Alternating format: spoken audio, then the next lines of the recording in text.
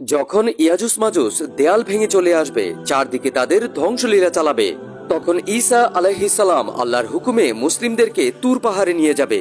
সেখানে এই জাতি আসতে পারবে না। বাকি সব মানুষ ও পশু পাখিদের তারা খেয়ে ফেলবে।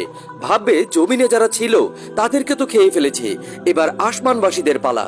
এই ভেবে তারা আকাশের দিকে তীর ছুটতে থাকবে। আল্লাহ তাআলা ওই তীরের মাথায় রক্ত লাগিয়ে ফেরত পাঠাবেন।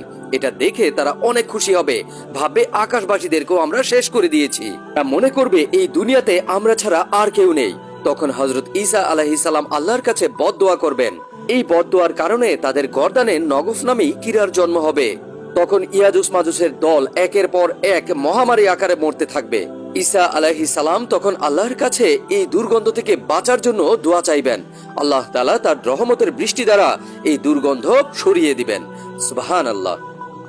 মৃত্যুর ফেরেশতা জিবরাইল আলাইহিস সালামকে আমাদের প্রিয় নবী হযরত মুহাম্মদ সাল্লাল্লাহু আলাইহি ওয়াসাল্লাম একদিন জিজ্ঞাসা করলেন, জিবরাইল, তুমি কি আমার উম্মতদেরকে জাহান্নামে জ্বলতে দেখেছো? জিবরাইল আলাইহিস সালাম তখন চুপ হয়ে গেলেন, একেবারে নিথর হয়ে গেলেন। কেননা জিবরাইল আলাইহিস সালাম জানতেন তিনি সেই নবী, সেই রাসূল সাল্লাল্লাহু আলাইহি ওয়াসাল্লাম যিনি মক্কার কাঁটাযুক্ত রাস্তায় চড়তেও রাজি আছেন। ইসলাম ধর্মের প্রচারের জন্য মক্কার অলিগলিতে পাথরের ঢিলও খেয়েছেন, যিনি দুনিয়ার সমস্ত মুশকিলের মধ্যে থাকতেও পছন্দ করেছিলেন। এই আখেরি নবী যদি জাহান্নামে ওনার উম্মতদেরকে জ্বলতে দেখেছি শুনে, তাহলে তিনি সেটা কিছুতেই মেনে নিতে পারবেন না। আল্লাহু আকবার। আমার নবী এমন নবী ছিলেন যিনি তার সন্তানদের চাইতেও বেশি ভালোবাসতেন তার উম্মতদেরকে। এমন নবীর জন্য জান কুরবান দিতেও রাজি। তাই কমেন্টে একবার হলেও ইয়া রাসূলুল্লাহ লিখতে পারেন। আচ্ছা, এই প্রশ্নটা কি আপনার মনে কখনো জেগেছে? ইসলাম যেখানে টিকটিকি মারার কথা বলেছে, আল্লাহ তাহলে টিকটিকি কেন সৃষ্টি করেছেন? টিকটিকি এমন একটা প্রাণী যা কম বেশি সবার ঘরেই থাকে। মানুষ কিন্তু টিকটিকি তেমন একটা পছন্দ করে না, দেখলেই কেমন যেন ঘৃণা ঘৃণা লাগে। তারপরেও আল্লাহ কেন টিকটিকি সৃষ্টি করেছেন? একদিন কোহেতুর পাহাড়ে মুসা আলাইহিস সালাম আল্লাহর সাথে কথা বলছিলেন। গাছ থেকে তখন একটা টিকটিকি তার উপর মূত্র বিসর্জন করলো। এতে করে মুসা আলাইহিস সালাম অনেক রেগে গেলেন। তিনি আল্লাহকে জিজ্ঞাসা করলেন, আল্লাহ, টিকটিকি কেন আপনি সৃষ্টি করেছেন? সে তো আমাদের কোনো কাজেই আসে না। আল্লাহ বলেন, এই টিকটিকিটাই কিছুদিন আগে আমাকে জিজ্ঞাসা করেছিল, হে আমার রব, আপনি মুসাকে কেন বানিয়েছেন? সে তো আমার কোনো উপকারে আসে না, আপনার কোনো কথাও বলে না। মুসা আলাইহিস সালাম ভিতরে ভিতরে অনেক লজ্জিত হলেন।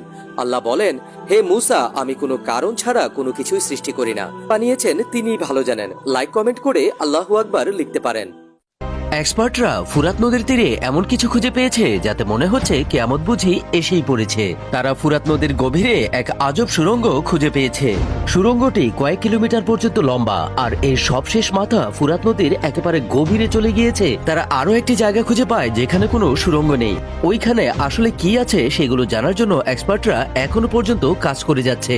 কিন্তু তারা যখন জানতে পারলো নবীজি বলেছিলেন কিয়ামতের আগে ফুরাত নদী শুকিয়ে যাবে আর তার থেকে স্বর্ণের পাহাড় বের হবে, এজন্য এক্সপার্টরা সন্দেহ করছেন এটা স্বর্ণের পাহাড় নয় তো। এরপর এক্সপ্লোরাররা তাদের কাজের গতি আরো বাড়িয়ে দেয়, কিন্তু এখনো পর্যন্ত তারা সেই স্বর্ণের পাহাড়ের খোঁজ পায়নি। এই রিসার্চের ব্যাপারে যখন সোশ্যাল মিডিয়াতে জানাজানি হলো, তখন সেখানে সবাই বলছে যেটা ওই স্বর্ণের পাহাড় যা নবী সাল্লাল্লাহু আলাইহি ওয়াসাল্লাম 1400 বছর আগে বলে গিয়েছিলেন।